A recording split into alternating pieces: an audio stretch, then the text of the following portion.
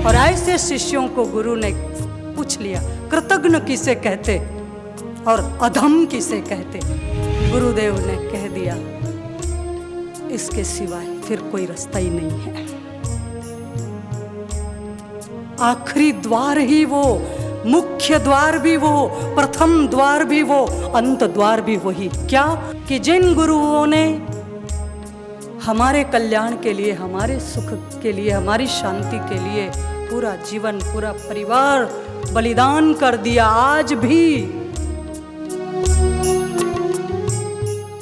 शांति पाने के लिए गुरु के सानिध्य में आते हैं।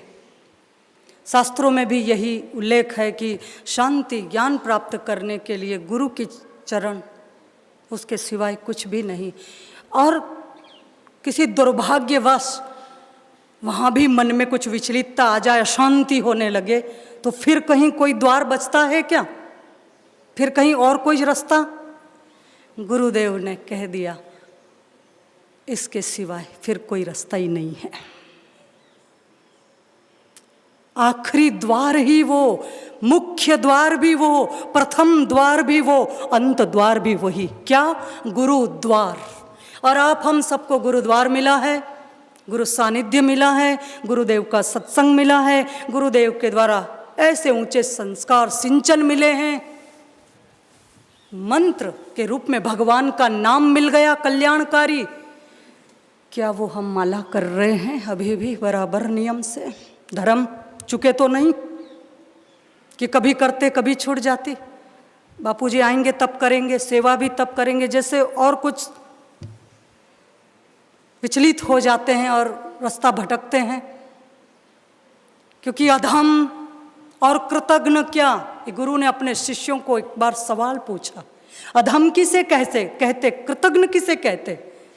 शिष्य बड़े वफादार, श्रद्धालु, लायक शिष्य थे और गुरुदेव के सानिध्य में संस्कारित हुए थे।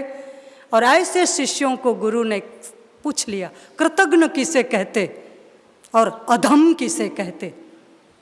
एक शिष्य ने इशारा करने पर जवाब दिया, कहा, अधम वो कहलाता है जो अपने स्वार्थ के लिए गुरु से गद्दारी करता है, वो अधम है। अपने स्वार्थ पूर्ति के लिए गुरु से गद्दारी कर ले, वो अधम है। कृतज्ञ किसे कहते? जिसका खाया उसी को काटा,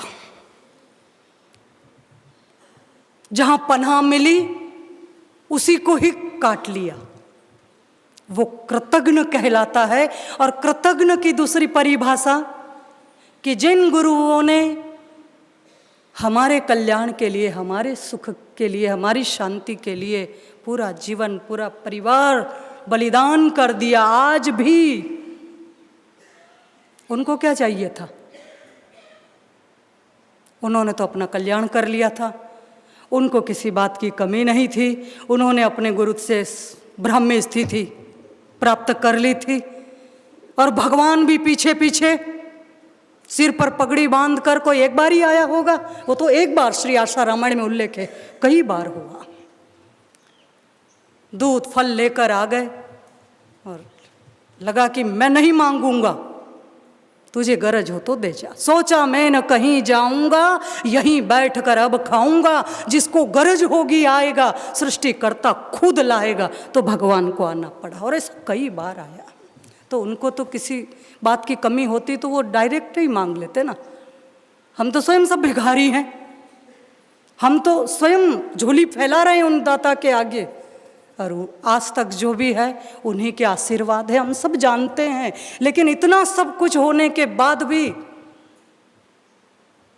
कृतज्ञता अर्ज करने के बजाय कृतज्ञ बनता है, यही परिभाषा है।